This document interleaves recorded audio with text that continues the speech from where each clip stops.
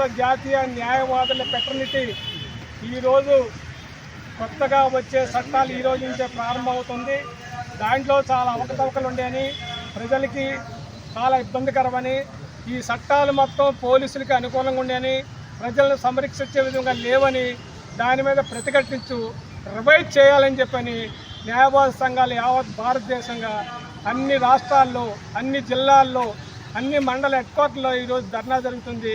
ఆ ధర్నానికి ప్రతిరూపం వేళ జగ్గేపేట న్యాయ కేంద్రంలో కూడా చేస్తూ ఉన్నాం.